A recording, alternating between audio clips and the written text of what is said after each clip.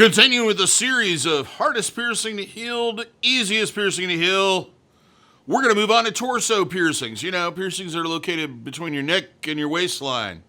Coming up next on Body Piercing Basics, episode number 79. So stick around.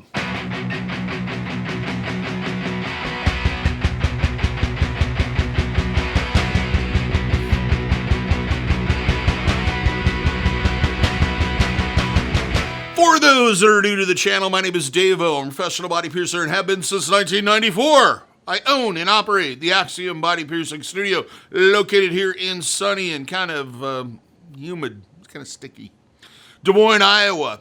So when I talk to you about these things, I'm talking to you with a level of expertise as somebody who's been in the body piercing industry for well over 26 years.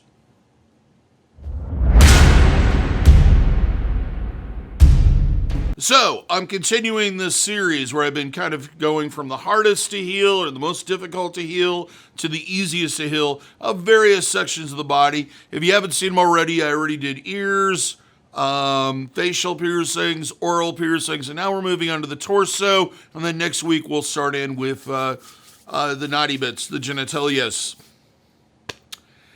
Today what we're going to talk about, and this would have been an extremely short list, I kind of added a couple things that I don't do and usually don't suggest doing, but I'm sure people will ask about them, so they're included. But we're going to go from the easiest, or the hardest, not the easiest, the hardest to heal, down to the easiest to heal that is located in that part of your anatomy. Starting with number one, and number one is going to be any surface piercing in the area. This area tends to be very popular with these style of piercings, from the sternum piercing to the collarbone piercing to hip piercings with dermals. They're either done one of two ways, and people are usually kind of confused by this. They're either done with a surface-to-surface barbell, which is shaped like this, and I'll try to put a photo in there somewhere.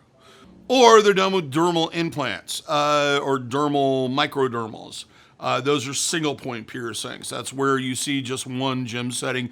Usually when you see multiple ones and they're in a straight line, that's a surface-to-surface piercing. These piercings are extremely prone to migration, rejection, and other problems. They're a piercing that once you put it in your body, if you take it out, you will never ever be able to get it back in. Some people have a high tolerance for this piercing or this type of piercings. Other people do not. Generally speaking, it is a high-risk piercing. If you're going to get one done, you need to find the right person to do that. Somebody that has a lot of expertise with surface piercings and has had a pretty good track record. But even they will tell you that there are risks involved. So take that into account. Number two, double nipple piercings. This kind of is not quite as common as it once was. It seemed like back in the late 90s, I was doing tons of these, and then all of a sudden it kind of fell off of favor. Basically, it is a piercing, usually the traditional piercing done at the base, and then one done slightly forward. Of course, this is extremely anatomy specific. If you don't have the space to do the piercing, there's not going to be room for the jewelry, and it's going to be prone to migrating and rejecting. The other issue, or the other type, would be the cross piercing. It's basically done the same way. There's a couple of big risks with these. Of course, rejection and migration, but also that they're going to grow together and kind of form this weird single piercing.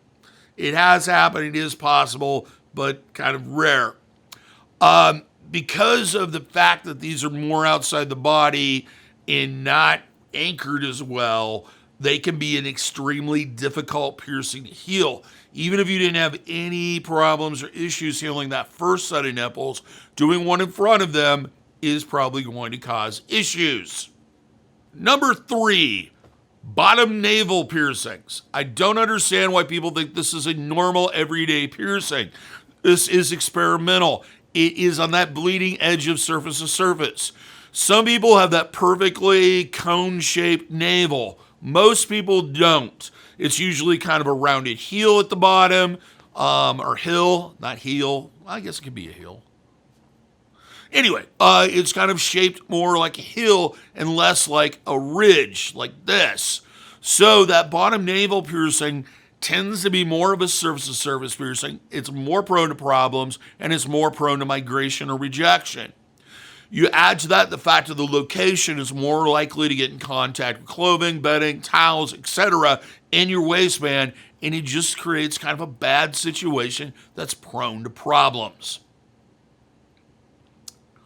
And that moves us on to number 4, the actual navel piercing, or belly button piercing, if you... I know, it's weird. I always correct people when they say belly button, and it's amazing to me how many people don't know what a navel is. But and I always try to do it in a way that doesn't sound condescending, but it always kind of comes across that way. Navel piercings or belly button piercings are probably, they were the lightning strike that started off the modern piercing popularity and etc. They drove the industry and expanded it very rapidly, very quickly.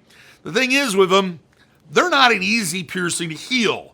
Because of the location, the amount of movement, and etc., clothing, bedding, etc., that gets caught on it, they can be prone to rejection, migration, or be an extremely difficult piercing to heal. There's the issue of the amount of blood traffic that's in the area, and the fact that it seems to just take a long time, usually 6 months to a year. I've had clients that it's taken 18 months for the piercing to heal. You add to that the fact that a lot of people want some type of fancy, fashionable piece of jewelry on there, and it's just creating a recipe of additional problems and complications. So this piercing is not an extremely difficult piercing to heal, but if you have the right anatomy or don't have the right anatomy, it can be a really terrible experience. That moves us on to male nipples. Male nipples... They tend to be, because most men don't have developed nipples, we tend to pierce behind the nipple. This tends to create additional problems with scarring and etc. sometimes. Either that or if the nipple is developed, it's a lot thinner. They just tend to be a little bit more difficult than female nipples as far as healing and etc. They're still going to take the same amount of time. It's still a fairly average healing period and etc. for this part of the anatomy, but they are one of the piercings that take the longest to heal, 6 months to a year. Female nipples are exactly the same, but it's kind of that same thing. Because of the fact that they're not anchored as well and there's not as much supportive tissue, they tend to be a little bit more traumatic than female nipples. And that brings us to the last one, number 7, female nipples. Pretty common, actually very popular right now. It seems like they've gained in popularity a great deal over the last, I'd say 4 or 5 years. They are not the easiest piercing to heal in the world. They do take additional care. But as far as torso piercings go, they're a lot easier than navel piercings, and they're definitely a lot easier than surface-to-surface piercings, a single point, or microdermal piercings. So that's all I have to say about torso piercings, as far as the hardest to heal to the easiest to heal. I know it's a short one today, but it's kind of a short subject. If you found this informative, enlightening, entertaining, hit that thumbs up. Let me know that you liked it. We like it when you like it. If you haven't already, subscribe. Hit that notification bell so that you're in the know and notified every single time we post something here to the channel. If I brought up a subject that you're a little hazy on, or you don't feel like I covered it enough, or it's brought up an additional question that you may have, or a question about something completely unrelated, please leave a comment. I read them on a regular basis, and I try to answer them when I can.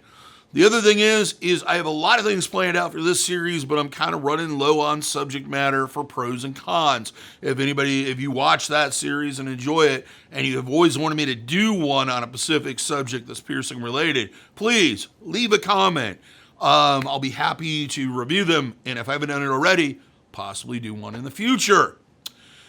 If you like swag, you like t-shirts, you like tote bags, you like to have beach towels when you go to the beach, and you like body art. See where I'm going with this? They're connected. Check out our merch store. Lots of designs, products, etc. There is a bar down below that shows a few of the designs that we have. There's roughly about 12 of them, a little bit more. I really need to count those. And you can get it in whatever color you like, in whatever product you like. So check that out. A link is in the description. Till next time, here's hoping you'll piercing skill with ease and without a single issue. And if you're in the Des Moines, Iowa area, I hope to see you for your body piercing needs in the future. Have a good day, everybody. Take care of yourself. Wear a mask. Wash your hands. Social distance. Do all that stuff so that this can be a thing of the past. Oh, and do something good for you. You deserve it.